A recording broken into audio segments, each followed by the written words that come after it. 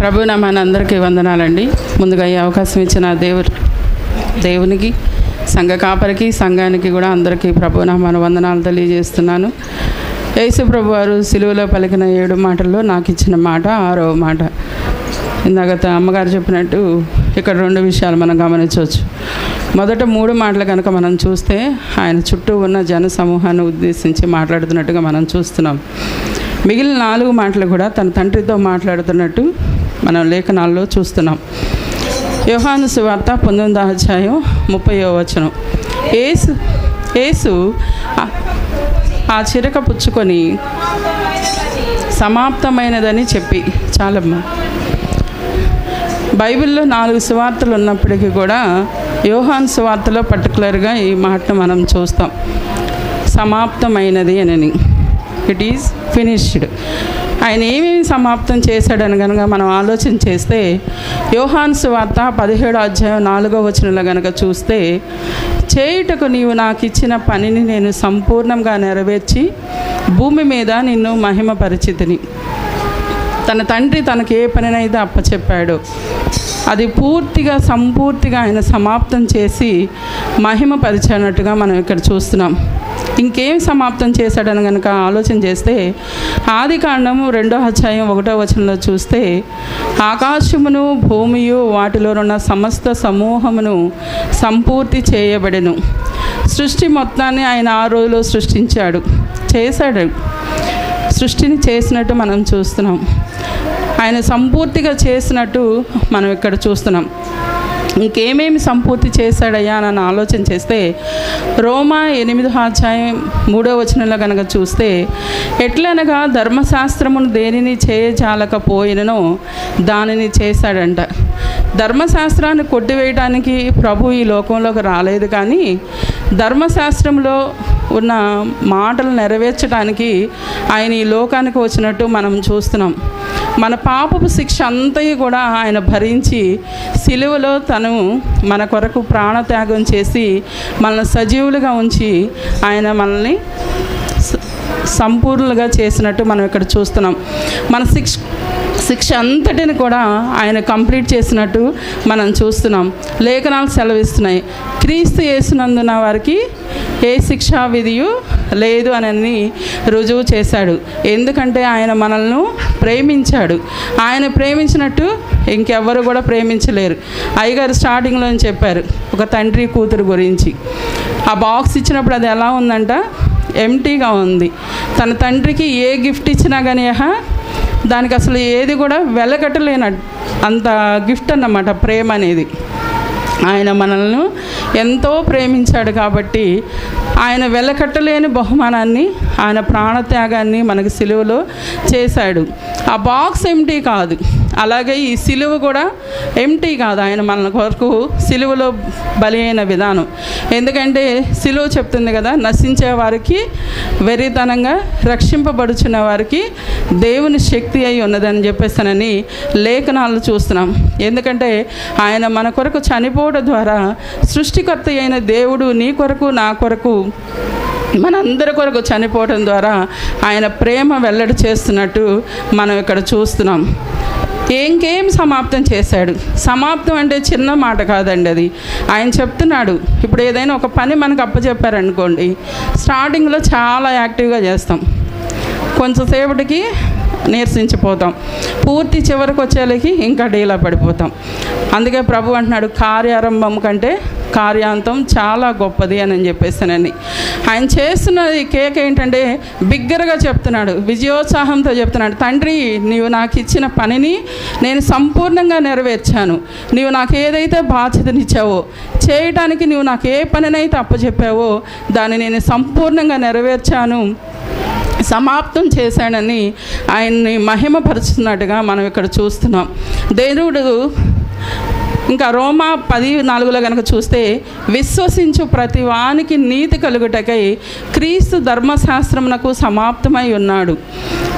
దేవుని నీతితో మనందరూ నింపబడాలని, విశ్వసించే వారిగా ఉండాలని చెప్పనని ధర్మశాస్త్ర క్రియలన్నీ కూడా అంటే ఏవి కూడా తీసివేయకుండా ఆయన మన కొరకు ప్రతి విషయాన్ని కూడా ఆయన సమాప్తం చేసినట్టు మనం ఇక్కడ చూస్తున్నాం. ఆయన అంటున్నాడు సిలువలో మన దృష్టి ఎప్పుడు కూడా ఎక్కడుండాలయా అని అంటే సిలువ మీద ఉండాలి. ఎందుకంటే సిలువలో ఆయన అనుభవించిన శ్రమ మీద మన దృష్టి ఉండాలని అంటున్నాడు. మన మనస్సు ఎక్కడ ఉండాలి అంటే పరలోకం మీద ఉండాలి. మన జీవితం మన విధానం ఎప్పుడు కూడా ఎలా ఉండాలి అంటే తగ్గింపు జీవితంలో ఉండాలి. ప్రభు అంతటి వారే తను తగ్గించుకొని రిక్తునిగా చేసుకొని దాసుని స్వరూపం ధరించుకొని ఆయన ఎంతో తగ్గింపు జీవితాన్ని కలిగి ఉన్నట్టుగా మనం ఇక్కడ చూస్తున్నాం.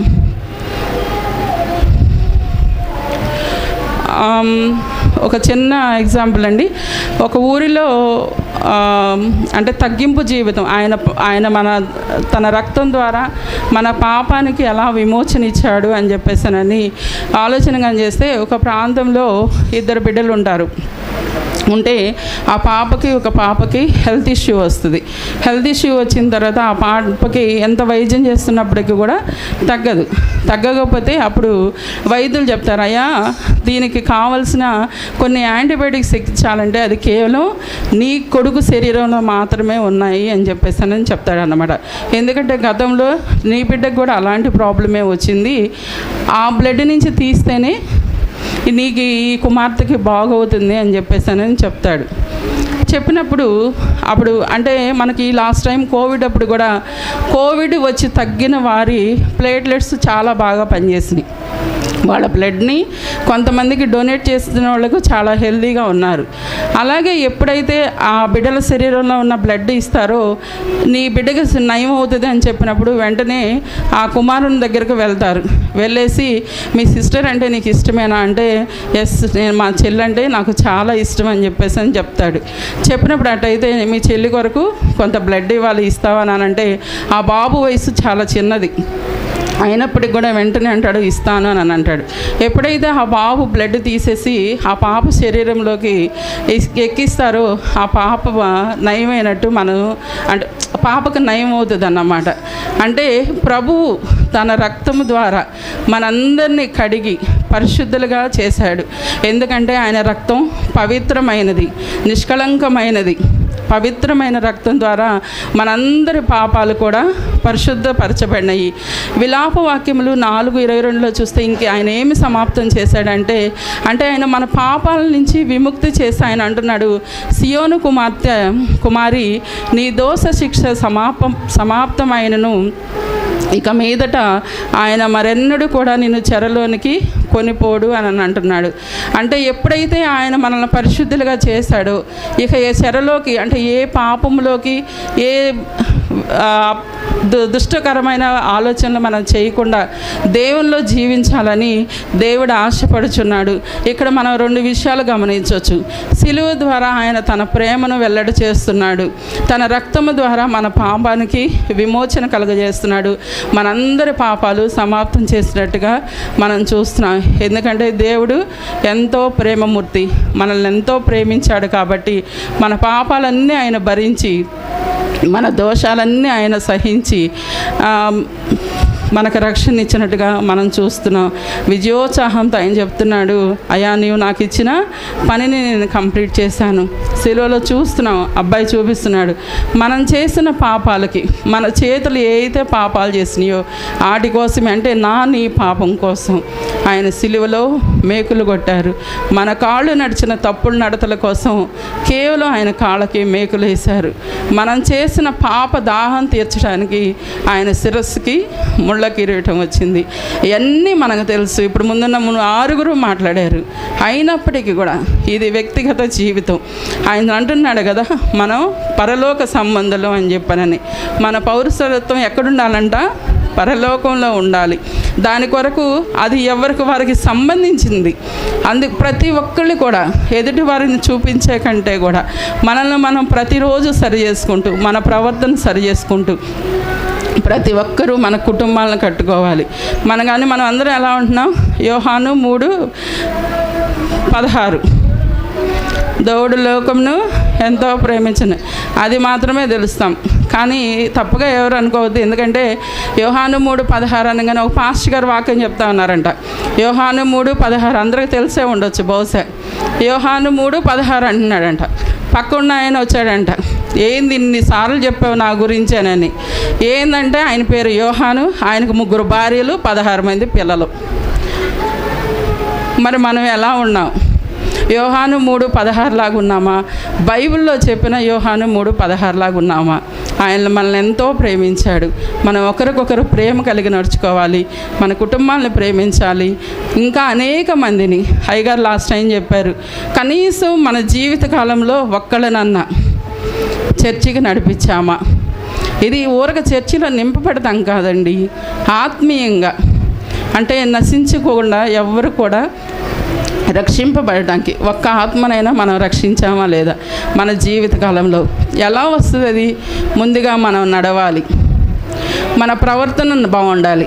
మనం ఎప్పుడైతే పరిశుద్ధంగా, పవిత్రంగా, మంచిగా జీవిస్తామో మన క్రియలు ఆటోమేటిక్గా, ఒక భక్తుడు చెప్తాడు కదా, గదిలో ప్రార్థన ఉండాలి, మదిలో వాక్యం ఉండాలి, వీధిలో సాక్ష్యం ఉండాలి. ఇవి ఎప్పుడైతే మన జీవితాల్లో కలిగి ఉంటామో మనం ఒక వ్యక్తినైనా మార్చడానికి అవకాశం ఉంటుంది. దేవుడు ఈ చిన్న అవకాశం ఇచ్చినందుకు ఆయనకు మరొక మారు వందనాలు తెలియజేస్తున్నాను. ముందుగా చెప్పాల్సిన విషయం ఏంటంటే, ప్రతి మనిషికి చాలా బర్త్డేస్ వస్తూ ఉంటాయి, పోతూ ఉంటాయి. లాస్ట్ ఇయర్ ఇదే సన్నిధిలో నిలబడి ఉన్నాను. లోపల ఎంతో పరిస్థితి గందరగోళంగా ఉంది. అయినప్పటికీ ఒక నమ్మకం, దేవుడు అవకాశం ఇస్తాడు. ఆయన చెప్తున్నాడు కదా, నీ విశ్వాసమే నేను స్వస్థపరుస్తుంది. ఎప్పుడు చెప్పే మాటలే, శ్రమ వెంబడి శ్రమ, కృప వెంబడి కృప. ప్రతిరోజు సాక్షిని. దేవుడు ఈ అవకాశం ఇచ్చినందుకు, మరొక సంవత్సరం నాకు ఇచ్చినందుకు, దేవుని చిత్తమైతే మరొక సంవత్సరం మరొక మాటలు మాట్లాడటానికి, మీ అందరూ ఎదుట నిలవబడటానికి అవకాశం ఇవ్వాలని ఈ చిన్న మాటలు దేవుడు దీవించును గాక. ఆమేన్.